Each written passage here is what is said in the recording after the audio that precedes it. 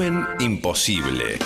Mati Colombati te ordena las noticias en un país imposible de resumir. Maldita suerte, una mirada crítica de una realidad absurda.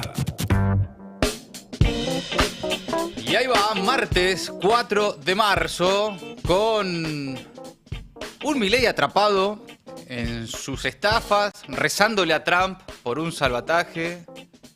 Milei está excitado en las últimas horas porque Donald Trump lo elogió, habló bien de él en Estados Unidos y porque aseguró que estaría dispuesto a un acuerdo de libre comercio entre la Argentina y Estados Unidos, aunque por supuesto todavía sin dar demasiados detalles.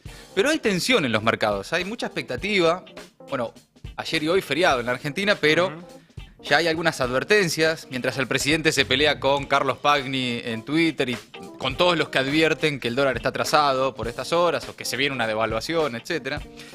El sábado en el Congreso el propio Milei reconoció que el acuerdo con el FMI va a venir de la mano de volatilidad, utilizó él mismo esa palabra, todo eso se traduce para muchos como una devaluación, que a esta altura creen algunos que es indetenible, ¿no? Que se viene. Y Milei y los libertarios acusan a los que dicen eso del club de la deva, ¿no? De los devaluadores y demás. Pero por estas horas hay tensión ahí, ¿no? El entendimiento con el fondo implicaría salir del cepo. Muchos dicen, si vos salís del cepo, se viene una devaluación. Bueno, en fin, más allá del impacto negativo que pueda tener esto en la aceleración de la inflación, de la que se jacta el gobierno, Milei promete más ajuste para honrar esta nueva deuda, que no sería nueva deuda. Bueno, por estas horas, mucha expectativa en el sistema, en el mercado con todo esto. Y en paralelo, peso a los intentos del presidente de hacer de cuenta que nada pasó, el escándalo por la criptomoneda que promocionó desde su cuenta de Twitter no se detiene, no lo logran detener. Evidentemente es también algo que en los medios mide, en los medios del mundo digo, porque todos los días tenés una nota sobre esto, más allá de que es un escándalo y puede ser noticia o no, todos los días hay algo. Que ya están ensañados. Capaz que veo que anda. Le da clics. Funciona. Vamos a darle.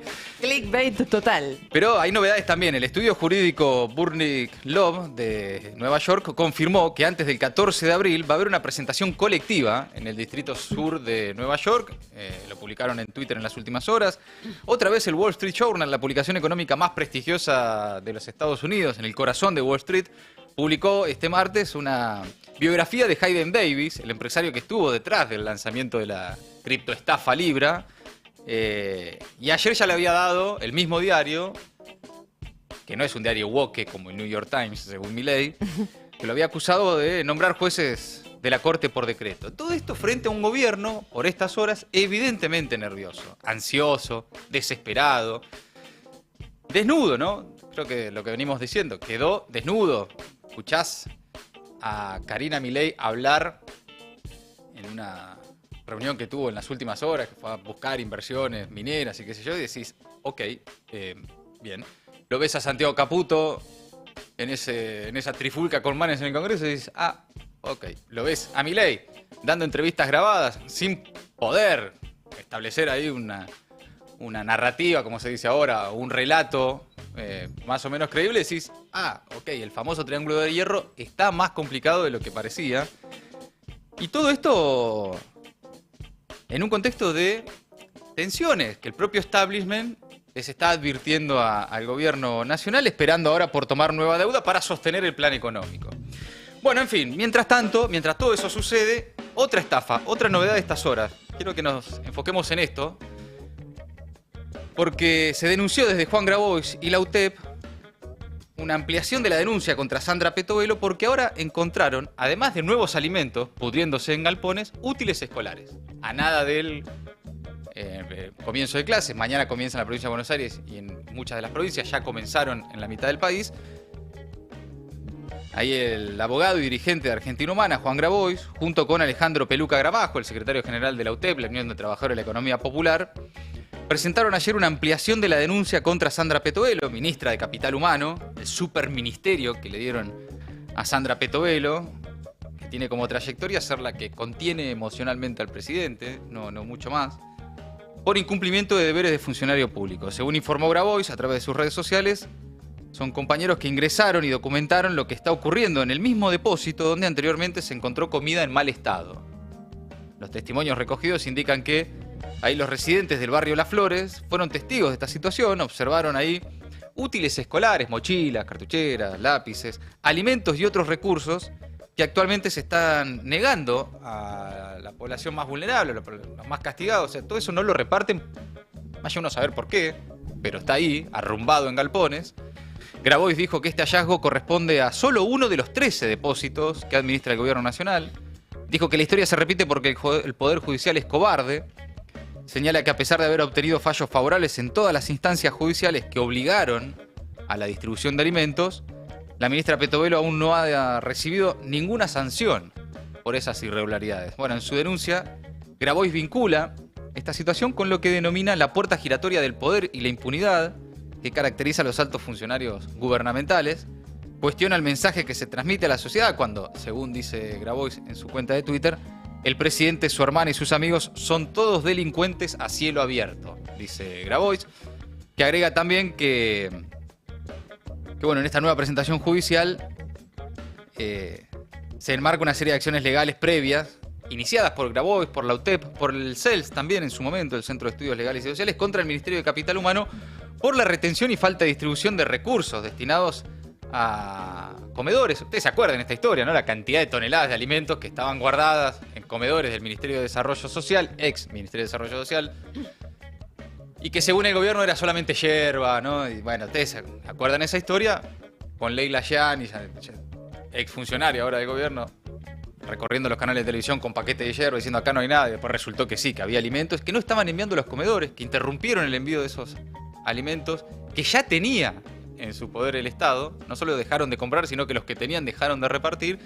y eso dejó de llegar a los comedores de todo el país. Por lo tanto, especialmente a pibes y pibas jubilados que en el último año incrementaron además la demanda de alimentos en los comedores. Bueno, habló hoy Grabois, esta mañana en el Destape, con Ari Lijalad y con Roberto Navarro, y dijo que hay en general un agravamiento de la degradación social. A ver qué dijo. Grabada.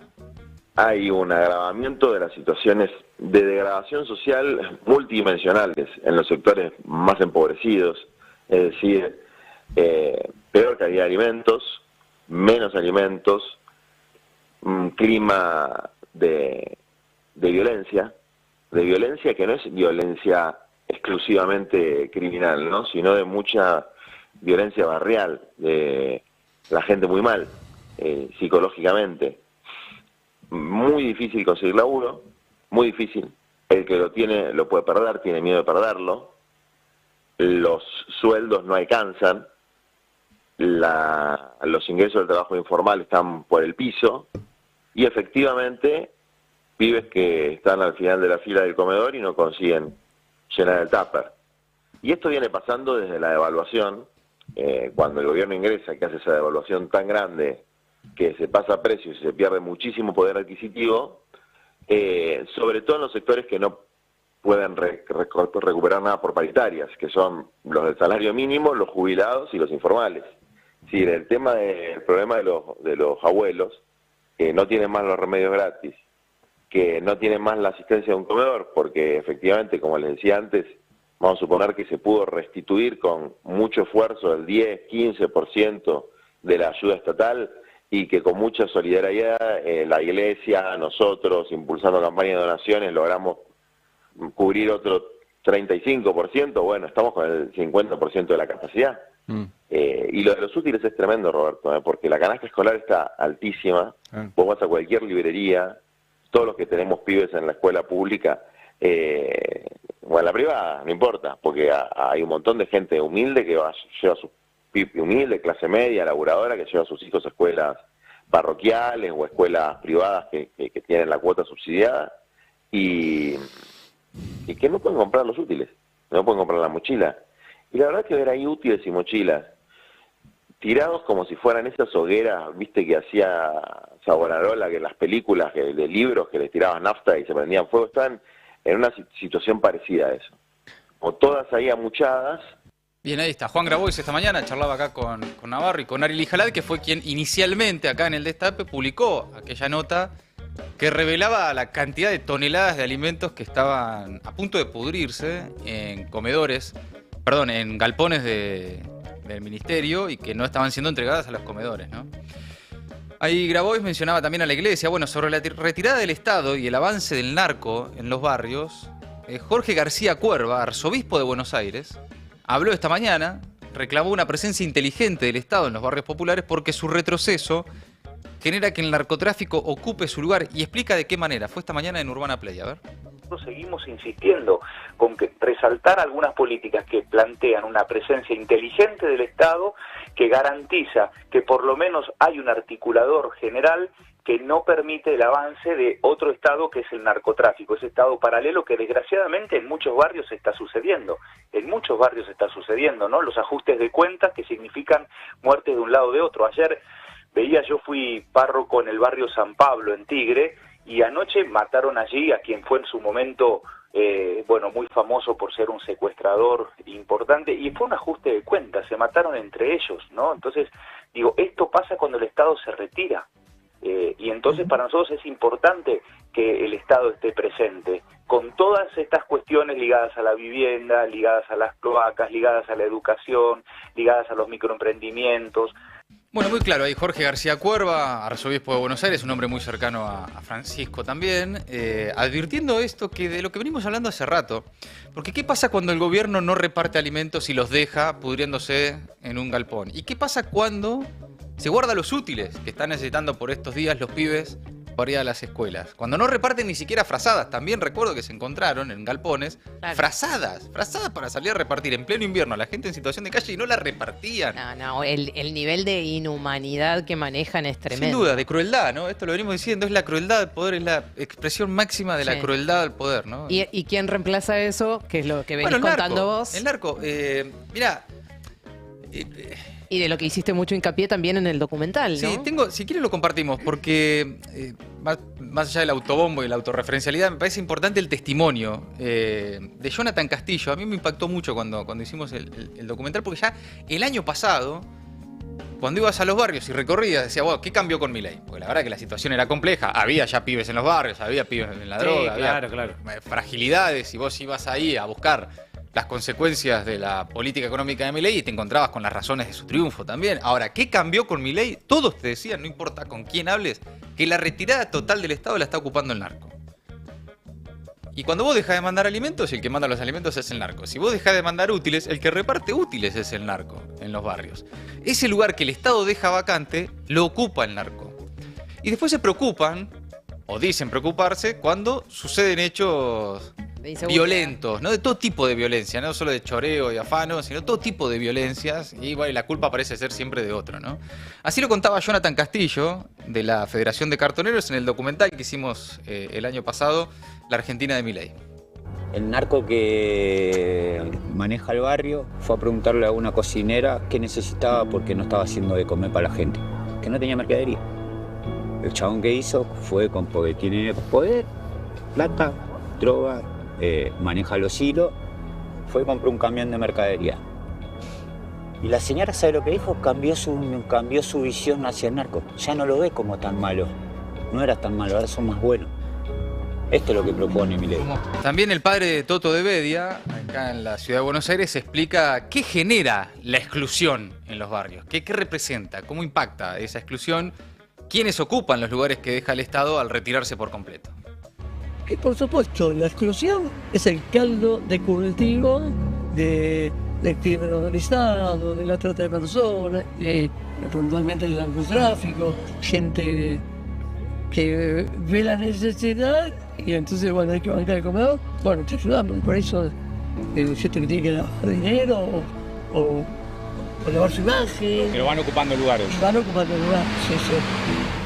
En otros lugares todavía están en la etapa de que si bien se va a organizar el narcotráfico, es el desmadre, un montón de pibes que han caído dando droga y estamos tal vez camino a eso. Bueno, estos son algunos testimonios de hace algunos meses, del año pasado, pero que tienen total vigencia y con una situación que además se profundiza, ¿no? La exclusión en esos barrios se profundiza. Claro, mientras tanto sucede que, y es razonable también, por cierto, en el día a día, que la agenda se concentra en otras cuestiones, ¿no? Y bueno, estamos con el escándalo de la estafa cripto, con si el fondo le presta o no presta, si hay acuerdo o no con Trump y la amistad de Milei con Elon Musk y todo eso. Pero la fragmentación y la descomposición del tejido social avanza y es muy grave y sucede mientras tanto, y eso va a ser muy difícil después el día de mañana recuperar, ¿no? Lleva tiempo, lleva mucho esfuerzo. Mientras tanto, la respuesta del gobierno es más despidos en el área de capital humano. La ministra Petovelo ya despidió a más de la mitad de los trabajadores del ministerio. Hay una nota de Laura Vales hoy en página 12 muy interesante sobre la motosierra de Sandra Petovelo y el desguace de la asistencia social. Desde el inicio de la gestión, la ministra echó a 3.800 empleados públicos, vació casi todas las áreas destinadas a ayudar a hogares vulnerables y emprendimientos de la economía popular.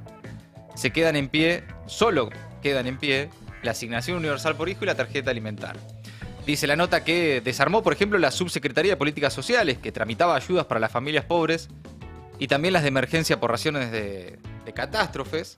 Cerró la de economía social, que tenía la función de acompañar el desarrollo de emprendimientos para los trabajadores de la economía popular, tanto productivos, textiles, reciclado, producción de alimentos, como de cuidado, ¿no? Todo lo que eran guarderías, bueno, comedores, jardines comunitarios, las promotoras de género y de salud en los barrios, todo eso desapareció con este gobierno.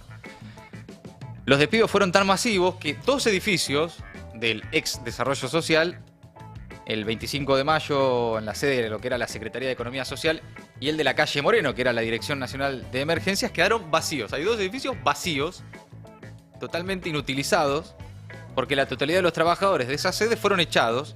Es algo que está denunciando la Asociación de Trabajadores del Estado. Y si se mira la cantidad de personas que perdieron su trabajo en las áreas de desarrollo social, la situación puede resumirse así. En el ministerio trabajaban 6.700 personas cuando asumió Sandra Petovelo, echó a 1.800 en 2023 y otros 2.000 ahora. Esto fue una novedad del viernes pasado. Que llegaban los telegramas por mail el viernes a la tarde-noche cuando ya habían completado lo que en ese entonces ya sería su última jornada laboral. Es decir, el 56% del ministerio. Un desguace, más allá de la cantidad de gente, de las políticas de ese ministerio. No tenés nadie que las pueda ejecutar. Exacto. Porque no las ejecutan, no les interesa ejecutarlas, ¿no? Bueno, en los gremios aseguran que luego de los despidos masivos, la Casa Rosada va a hacer un cambio en la estructura de capital humano, eliminando por decreto muchas de sus áreas. El decreto aún no fue publicado, pero está circulando. Bueno, anda Sturzenegger ahí, obviamente, siempre el transformer del Estado, con toda esta reestructuración que lleva a cabo y que fue además habilitado para hacerlo con la ley base, ¿no? Después ves a algunos diputados siempre muy escandalizados con la República y las instituciones y bueno, papi, vos le diste facultades delegadas a este muñeco, vos le habilitaste en la ley base la de regulación total a Sturzenegger, digamos, háganse también responsables de lo que le toca. Entonces, en este contexto, ATE realiza nuevas protestas contra la ola de despidos este miércoles. Rodolfo Aguiar de ATE dijo que con estas nuevas cesantías y pases a disponibilidad masivos, el gobierno intenta ponerle fin a políticas sociales medulares y destruir uno de los pilares centrales para la contención y asistencia de las franjas sociales más vulnerables. También dijo que los estatales tienen que ser capaces de multiplicar las protestas y avanzar con la más amplia unidad en una medida de fuerza general que golpee a una gestión que atraviesa su peor momento. Las protestas van a ser mañana, hay por lo menos 3 protestas en el Instituto Social Militar, en Acumar y en lo que es el ex Ministerio de Desarrollo Social, ahí la 9 de julio, ¿no? El edificio que tiene la imagen de Evita. Hasta ahí lo que tiene que ver con la asistencia social, ¿no? Y con la retirada del Estado, el desguace de las políticas sociales, de asistencia directa a comedores, a niñez, infancia y más. Pero hay otra cosa por ahí mucho más desapercibida, que es el ajuste en el deporte, que también tiene que ver con un Estado que se retira del deporte como contención social, ¿no? De proyección de los pibes y las pibas, ¿no? Bueno, el CENAR está en un proceso de vaciamiento zarpado. Hay despidos masivos también, un deterioro enorme. La Casa del Deporte Argentino sufre la ausencia estatal. Con los cesanteados de esta semana, de la semana pasada, el gobierno de Milei ya echó al 30% de los trabajadores del lugar. Denuncias de edificios y pistas de entrenamiento abandonadas Y la especulación inmobiliaria. El Senar Sí, está en un claro. lugarazo, ¿no? Claro. Está en un lugarazo para ¿qué es lo el negocio inmobiliario. Es lo que vos venís diciendo también hace rato, Mati, que también atrás de todas estas aparentes muestras Claro. de solo crueldad también se esconden negocios. Hay también. que buscar cuál es la ¿Dónde está el vinculación negocio? en el Sí. negocio. Claro, por Siempre supuesto. está cerca algún amigo empresario del gobierno Sí, que le que interese. le sirve el negocio, ¿no? Alguna cosita. Bueno, hay una nota de Andrés Burgo este fin de semana en Tiempo Argentino que cuenta que en las raíces del deporte argentino, casi invisibles en lo mediático, entre los impactos del fútbol y sus historias, sufre entre el deterioro de sus instalaciones y los despidos de sus trabajadores. La semana pasada, integrantes de la Subsecretaría de Deportes, que es una subárea de la Secretaría de Turismo, Ambiente y Deportes, bajo el mando de Daniel Scioli, comunicaron a los delegados gremiales del CENARD una nueva tanda de despidos. Son 22 los trabajadores que perderán su trabajo en los próximos días. Se suman ya a comienzo de 2024 a otros 72 trabajadores de todas las áreas. Entonces la administración del CENAR quedó prácticamente vaciada. Y la proporción impacta, dice Andrés Burgo. Si 300 empleados trabajaban al comienzo de la gestión de Milei en las diferentes sedes del CENAR, hay una en Núñez y dos en Ezeiza, el 30% ya perdió su fuente laboral. En definitiva, una continuidad de lo que ocurre en diferentes dependencias del Estado, como veníamos contando de Capital Humano.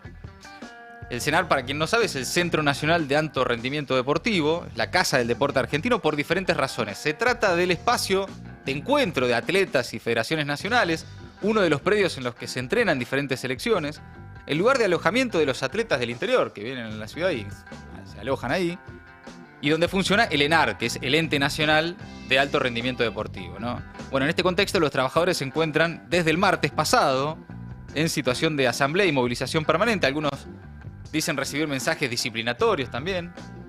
Personal de UPCN y de ATE colgaron diferentes afiches en los vidrios y las paredes del establecimiento como "Van por los deportistas", "Basta de persecución gremial", "Entregadores de trabajadores" y "Sin trabajadores no hay deportistas". Pero es parte de un estado general de cosas, ¿no? De desguace del Estado, no solo a través de los despidos directos, ¿no? Y de esas familias que se quedan sin sus ingresos y su trabajo, sino también el desmantelamiento de las políticas sociales. Y no es imposible no vincularlo esto, digamos, con este proyecto al que le están metiendo tanto, que es la SAD, ¿no? Que es Sí. las Sociedades Anónimas Deportivas. Porque es obvio que todos sabemos que los clubes más pequeños, los clubes de barrio, si esto avanzara, desaparecerían. Entonces, nuevamente, estamos hablando Sí. de pibes y pibas que quedan sin contención. Y otra vez esa pregunta de, ¿en serio? Después nos vienen a decir que están preocupados por los pibes y por las pibas. Totalmente. Después te preguntás, exacto, ¿no? Sumando todo lo que contamos hasta ahora, ¿por qué sucede lo que sucede con los pibes y las pibas? Entonces, la respuesta, por lo general, lo que ya se está viendo por estas horas es bajarle la imputabilidad, ¿no? Perseguirlos más fuerte, que les caiga todo el peso de la ley, el que las hace las paga. Pero claro, lo dejás sin comida en los comedores. ¿O quién se piensa que van a los comedores a morfar? Son pibes y pibas y jubilados, especialmente. Los dejás sin acceso al deporte, los dejás Sin útiles. Sin útiles. ¿Qué- Sin un espacio de contención Claro. que puede ser un club social, deportivo, de barrio. No sé, claro, ¿qué suponen que sucede cuando a los pibes y a las pibas los dejás sin todo eso, ¿no? Bueno, cambiamos de tema. Mientras tanto, Milei le está rezando a Trump, primero por un auxilio con el Fondo Monetario Internacional y después por, bueno, un supuesto acuerdo de libre comercio con la Argentina. Trump dejó la puerta abierta a un acuerdo de libre comercio con nuestro país y aseguró que Javier Milei es un gran líder, dijo. A ver. You met with Argentine President Javier Milei at CPAC. He wants to sign a free trade Ahí le agreement. preguntan por el encuentro con Milei Is that something that you would consider? y dice Donald Trump. I'll consider anything. And Consideraría Argentina- cualquier I think cosa he's con great, by the Argentina, way. I que think creo he's que es a genial, por great cierto, leader. que es un gran líder. He's doing a great job. Está He's haciendo un doing a gran trabajo, fantastic job está haciendo un running trabajo back from fantástico. oblivion. La sacó del olvido. Yeah, well, look at Sí, things. lo Well, consideraríamos, dice Donald Trump, sobre un acuerdo. Pero ustedes también ven cómo lo dije, ¿no?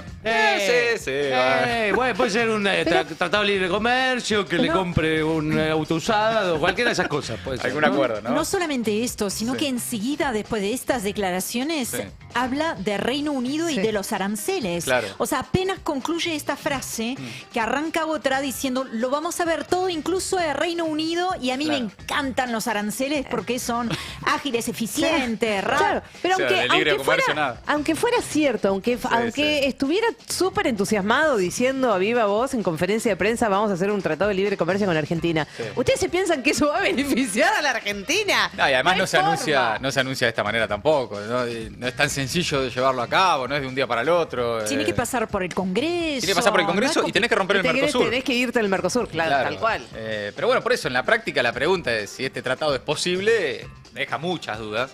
Sí que es, para Milei y su tropa libertaria, un motivo de éxtasis total. Desde ayer están, pero en un cumple. Están en un cumple. Sí. Estaba la cuenta en vivo de Milei en Twitter. Se tuitean encima todo el tiempo. La scrolleás, bueno, está ahora contra los operadores de la devaluación. Ahí acusa a Carlos Pagni y demás. Hay un poquito contra el Grupo Clarín y demás, pero después si le metés para abajo, metele con fuerza. Está toda la tropa libertaria en redes celebrando muchísimo el anuncio de Trump. Fenómeno barrial, etcétera, etcétera. Retuiteando a todo el mundo, a todas las cuentas. Ya a esta altura... clásicas. Sí, las del estandarte libertario. Las figuras del estandarte libertario. Milton Freedom, Sí. ya lo vemos, ¿no? Pero con un nivel de... a mí siempre me genera también... ¿Vergüenza ajena? Bastante vergüencita. Cringe. La forma en la que se desesperan por un guiño de Trump. Hay como un nivel de groupies. Hay un nivel de excitación porque Trump dijo que no sé qué, que es llamativo, ¿no? Hay una necesidad no sé, le falta la vincha de aprobar. Floricienta, o sea, dale. O sea, estamos en esa. Sí, Las vinchitas esas. Una vinchita de divinas, Donald Trump. I love Donald Trump. La verdad que sí. Bueno, pero también tenés a Caputo, el ministro de Economía, celebrando este posible libre comercio con Estados Unidos. Mientras algunos se focalizan en nimiedades, pasan cosas importantes en serio, dice Luis ¿cómo Toto cuál? Aparentemente eso que dijo Milei. Celebrando también en sus redes sociales con las típicas 3 banderitas argentinas de Toto Caputo al final de cada tuit, mientras le está pegando un remate a la Argentina a cielo abierto, ¿no? Che, pero que Trump... Aparte, es eso, no es que anunció un tratado de libre comercio, ni siquiera. O sea, dijo, no lo descarto. Pero no solamente eso, Claver Carone hace 48, 72 horas el fin de semana, lo explicó con total claridad. Dijo, no estamos más en los años 90, nosotros no estamos buscando nuevos acuerdos de libre comercio, lo que estamos buscando son acuerdos justos.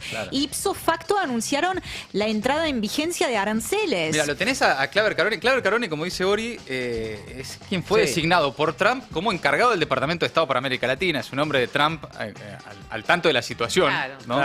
Y descartó el fin de semana en esa entrevista que hizo con Oppenheimer en la CNN por completo la posibilidad de un acuerdo de libre comercio con la Argentina. Además fue en la misma nota en la que dijo que la justicia norteamericana tenía que investigar lo de la estafa cripto. Pero esto decía Claver Carone, escúchalo. ¿Es factible la idea del presidente argentino Javier Milei de hacer un tratado de libre comercio con Estados Unidos?